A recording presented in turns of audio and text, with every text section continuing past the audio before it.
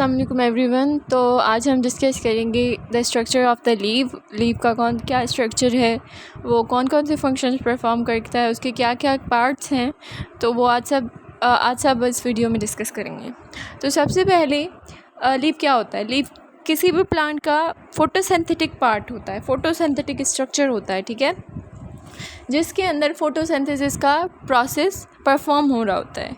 Because उसके अंदर chlorophyll होती है। क्लोरोफिल के अंदर आपको पता है कि जिस भी ऑर्गेनिज्म में क्लोरोफिल होती है वो फोटो ऑटोट्रॉपिक होती है, मतलब सनलाइट से वो लाइट को यूज़ करके अपना फूड प्रिपेयर करते हैं खुद।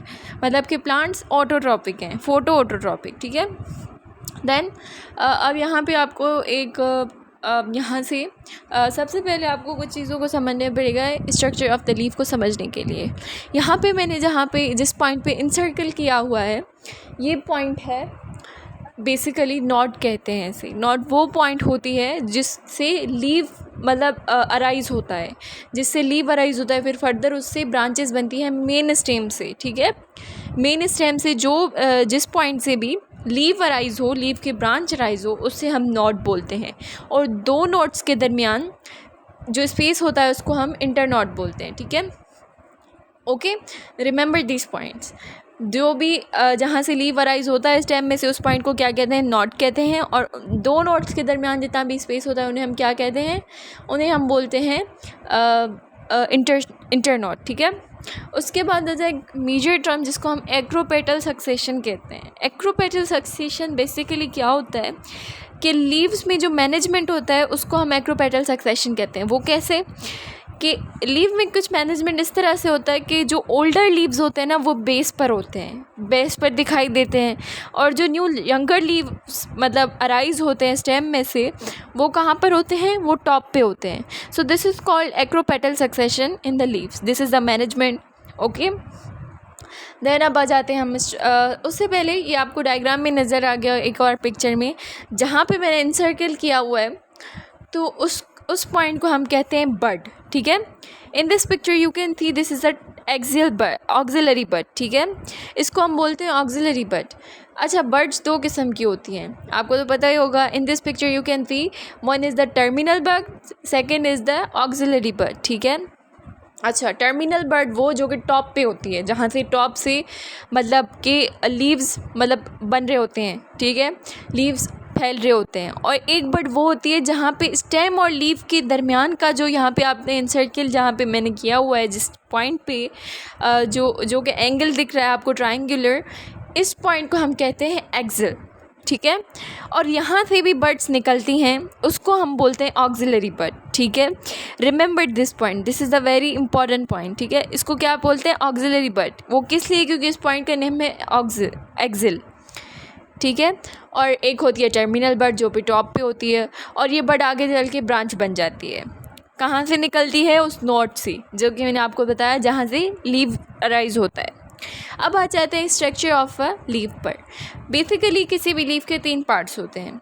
फर्स्ट लीव बेस, जिसको हम हाइपोपोडियम भी कहते हैं, और ये नाम अपनी याद रखते हैं। Number second leave base, first leave base, number second petiole जिसको हम मीजोपोडियम भी कहते हैं, और number third is leaf lamina और लीफ ब्लेड जिसको हम एपिपोडियम कहते हैं।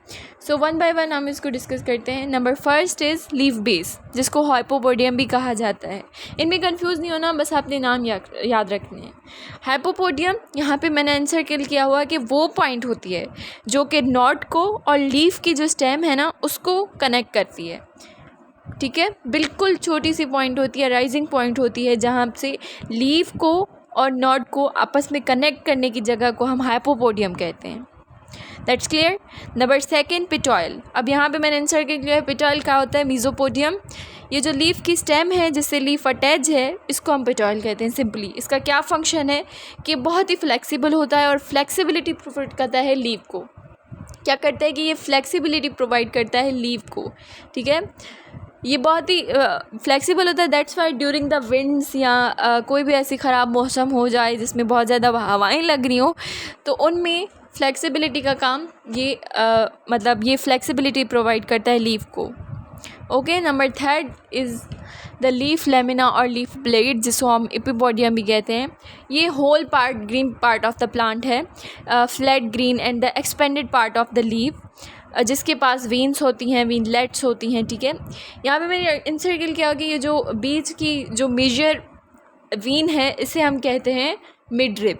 ठीक है, ये विजिबल होती है बिल्कुल लीफ के अंदर, इसको हम बोलते हैं मिडरिब या कोस्टा भी हम इसको बोलते हैं। ये दोनों आपने नाम याद रखने हैं। उसके बाद जो उनमें से वीन्स निकल रही हैं उनको हम क्या कहते हैं, वीन्स। और उससे जो फर्दर वीन्स निकलेंगे, अगर आप लीफ को देखें अगर आप लीफ को देखो तो बीच में एक बिल्कुल विजिबल सी वीन होती है जिसको हम क्या कहेंगे, मिडरिब और कोस्टा। उसके बाद उसमें से कुछ मेजर वीन्स निकलेंगी जिसको हम वीनी कहेंगे, और उसमें जो फर्दर वीन्स निकलेंगी उसको हम वीनलेट्स कहेंगे। इनका फंक्शन क्या होता है?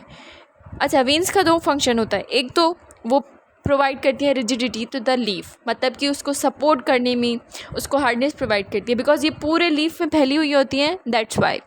और number second, water and minerals जो कि रूट से आते हैं, जो कि रूट्स एब्जॉर्ब करती हैं, वो आके वो लीव्स में क्या करती हैं, वो वीन से ट्रांसफ़र होती हैं लीफ के अंदर, साइटोप्लाज्म के अंदर।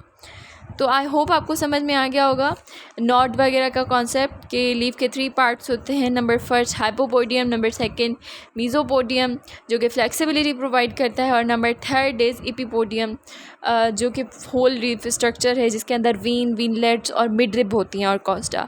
रिमेंबर दीज नेम्स, आपको ये भूलना नहीं है, ये याद रखना है, बिकॉज ऐसे बहुत सारे क्वेश्चंस पास्ट के MCQs में भी आ चुके हैं। आई होप आपको आज का लेक्चर समझ में आ गया होगा।